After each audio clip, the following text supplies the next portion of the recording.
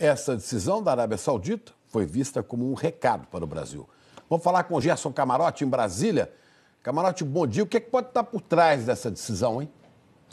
Bom dia, Chico. Bom dia, Ana Luísa. Olha, independentemente da fala do ex-ministro Francisco Turra, que a gente viu agora, existe sim uma preocupação no governo brasileiro em relação a essa decisão da Arábia Saudita em relação ao frango brasileiro. Foi visto, como você falou, Chico, como uma espécie de recado, um aviso de que há uma insatisfação. E a insatisfação estaria onde? Estaria naquela promessa ainda de campanha do presidente Jair Bolsonaro de transferir a sede da embaixada brasileira em Israel de Tel Aviv para Jerusalém.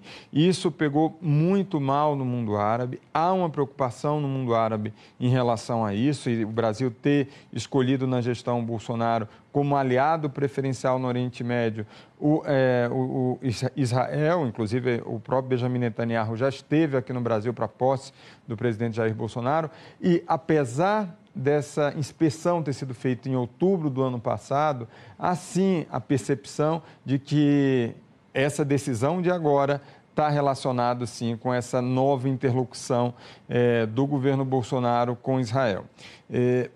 Por que essa preocupação? Eu vi que ela não está restrita só ao Ministério da Agricultura, não está sendo vista ainda como uma retaliação, mas como uma advertência. Essa preocupação também está em outros setores do governo, inclusive na área militar. Por quê? Porque o Brasil sempre foi considerado, Chico, uma espécie de país neutro.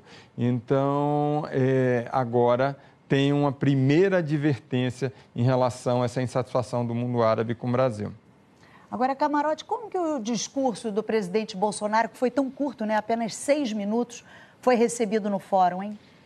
Olha, eu vejo, em primeiro lugar, a primeira surpresa, uma surpresa até positiva. A questão, Ana Luísa, do presidente Jair Bolsonaro ter falado em relação ao meio ambiente. Era uma plateia, como a gente viu o Rodrigo falando, muito preocupada com a questão da sustentabilidade.